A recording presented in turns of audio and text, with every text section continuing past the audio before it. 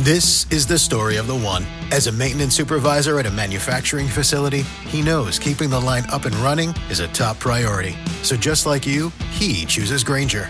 Because when a drive belt gets damaged, Grainger makes it easy to find the exact specs for the replacement product he needs. And next-day delivery helps ensure he'll have everything in place and running like clockwork. Call 1-800-GRAINGER, click Grainger.com, or just stop by.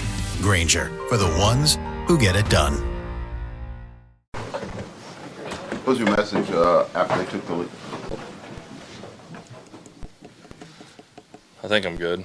Am I good to roll? All right, here we go. Questions, everybody. What was your message to the offense? They take the lead, you guys drove right down. Kind of a rough day offensively, but you clicked on that drive. Yeah, I just said we've been in this situation hundreds of times at practice. I mean, you got to always resort back to your training, resort back to your practice, and there was zero flinch from those guys. Great look in their eye. They went out there with confidence and executed like they should. How hard is it just to get rhythm going, just maybe even with the penalties, obviously, and then obviously the run game, just kind of being up and down today? Yeah, I mean, you want to establish the line of scrimmage, you want to run the ball, and like I've said before, there's a million different things that really go into running the football, but I was really proud of how hard those guys played. Up front, the tight ends, the running backs, the receivers, I think they all played really, really hard, and whenever we needed to in crunch time, we got the job done. And so that's ultimately all that really matters. So really proud of those guys' effort today. And I think John was 16 of 17 to finish the game there passing. Just how good was he down the stretch for you guys and putting your trust in him in that final drive of the ball? Yeah, I mean, you said it right there. I have all the trust in the world in John Mateer, and there's a few things in the first half he wishes he could have back, but it was just a good subtle reminder at halftime to relax. Everything we want is there. Just relax, deliver the ball like you have all week in practice, and that's what he did. And he was great there in the second half for us, and as was a lot of different people. There were some big catches being made, and again, it's just the guys trusting everything, going back on their training, and making the play when they came their way. Can you walk us through that first touchdown to Isaiah, where it looked like you almost was about to sub out and then was just kind of uncovered there at the snap? Yeah, I mean, we ran the ball the play before. He just quick motioned over there, and it was a tempo call. He got lined up. He pointed to the official. He was never out of bounds or anything like that, and they didn't cover him. So it was good awareness by John to see him with nobody on him, and he just ran, and it was a great job by him. How typical is it to kind of toe the line there between what that was and the deception plays that they look for third down sportsmanlike penalties? Yeah, I mean, I don't know how much toeing the line there was. It was a tempo play, and he pointed to the ref, and the ref nodded his head and said he was in right there. So I don't know how much deception went on there. It was just a ball play that we executed on. Can you talk about just his overall play today, Isaiah Senior? Yeah, I mean, really proud of Isaiah. Made some big-time plays for us, especially whenever we needed it. Just a consistent kid who brings it every single day. Really talented kid, smart, high football IQ, and someone that number 10 trusts. I trust, Coach Jones trusts, BV trusts, everybody trusts him. So just proud of the work that he's been putting in, and awesome to see him get to go out there and make some big-time plays. Ben, what do you think of Jaron Koenig tonight? Yeah, Jaron, I mean, same thing. Came up in some big situations, especially on third down, making some big-time plays. Proud of him, proud of his process, proud of the player he is, and proud of the response that he always shows. So he's a stud. In a game like this, how big is it to avoid the big negative choke plays on offense? How hard is it? How important is that? How important is it? Yeah, I mean, negative plays are drive killers. The biggest thing about, succeeding on offense is being efficient, right? And, negative plays, those are killer. And so nobody likes them. They get you off schedule. But whenever they happen, you got to figure out a way to get back on schedule. So, yeah, negative plays are killers. And what does it say about the last drive? They score, so you've got to have something on this next drive. You guys came through with flying colors. What does that say about your offense and what you guys have going right now? Believe and trust in the process.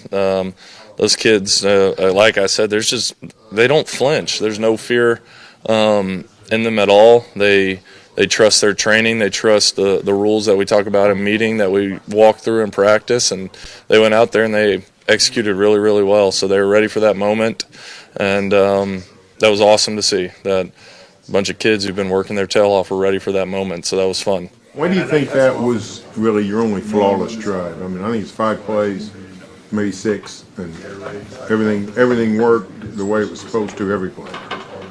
Why did it work that way? Because every other drive, even if you scored or moved the ball, it was sputtering, hit and miss.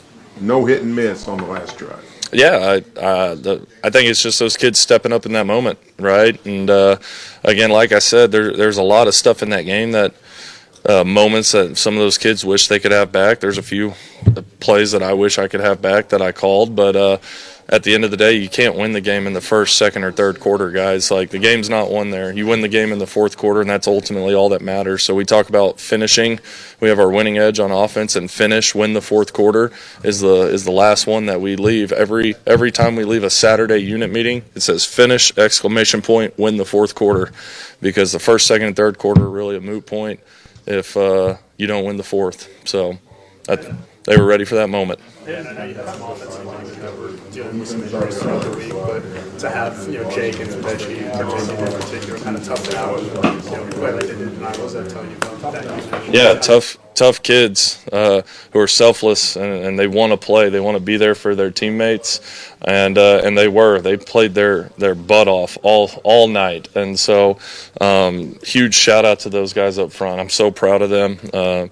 Just what the process took this week to get them ready to play, and then them going out there and playing their butt off all night. I couldn't be more proud of those guys, of that group in particular. Ben, you were obviously with John Mateer at Washington State, Yep. Came here to Oklahoma.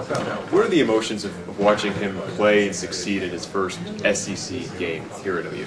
Well, I think naturally he's someone that I've been around a long time, so naturally I care about him a lot. And so just seeing him have the time of his life with a bunch of great teammates and a bunch of great dudes in this building, that's priceless. And then everything he does on the field is just no surprise to me, again, because of his consistency every single week and how he prepares and how he gets ready. So it's great to see John have the success, but John will be the first one to tell you, too, there's always room for growth, and his teammates are playing their butts off, too. So, but it's awesome to see him, because I do care about him. What do you think of his nickname, Money Mateer? A lot of fans do. Money Mateer? Yeah. I don't know. I call him Johnny Boy, so I don't think anything of Money Mateer. I call him Johnny Boy. And you went to the short passing game, particularly like the short crosses, a lot more in the second half. Is that an adjustment to counter whatever Auburn was doing, or is that just the way it turned out? Yeah, I mean, it was adjustment made in game. Saw something that we could take advantage of, and that's what we did. The guys took the adjustments well and went out there and executed. As much as you and John know each other, he knows your system, you have other parts that are now part of this offense. How much does a game like this just help you guys grow overall just as an offense? It's huge, because winning football games is not easy, and being in those tough moments and crunch time whenever you have to do it, and you rally together as teammates and you execute the plan out there, I think it just builds a lot of growth, a lot of the word's probably validation to themselves that we can go out here and we can do this. And so but now we're just on to the next one, and that's really all that matters. Our goal is not to be 4-0. That's never been our goal. Our goal is to take care of business the next week. And so, but being in those moments and having those opportunities to grow and seizing those moments, I think it's huge for the development of these guys in this offense and this team as a whole. What for you would be making the most of this bye week as an offense? what would make the most of this bye week? What would you, coming out of the bye week, say, okay, we made the most out of that week off? I mean, there's a lot of different things that happen in a bye week, you know. I think you can always get back to the basics. I think that's huge, getting back to the basics, getting your body right. Everybody, whether you are a little dinged up or you're not, just maintaining your body and getting ready for whenever we do get back to a game. But, you know, there's also game prep that goes on. Because we do have an opponent. We just have a bye week, but we do have an opponent coming up, so we always need to make sure that we're on top of that. But there's a lot of different things that you can get out of a bye week. You just have to take advantage of the time and the resources that you have. How fun of an environment was that today? There was a couple times down the sideline where I couldn't even hear myself think. So how the crowd kind of The fans were incredible, like deafening, and you know, they help us out. They help our defense out, and they torment the other team. So the environment was awesome. The fans brought it today. The fans are just as much a part of that win as anybody in this building. And so shout out to them. Shout out to, you know, they've been there all year, and we're going to keep needing them to show up and, you know, be passionate about Oklahoma football. So. Twice you went to kind of a funky set with, you know, 2 down linemen, kind of caught them off guard. Is that something that you've sort of toyed with in the past, or something you're just putting in here? Yeah, I've toyed with that in the past. I think there's about 100 different ways you can do kind of that same thing, and so it's always just a numbers and space game. At the end of the day, that's all football is a number and space game, and trying to execute in those moments. But yeah, just something that we were able to do to try and get an advantage on the defense. What do you call that formation? Well, I think the general term in football is called a polecat formation. I don't call it polecat, but in reference to everything else, I call it polecat. So I don't know why it's called that, but yeah, Boomer.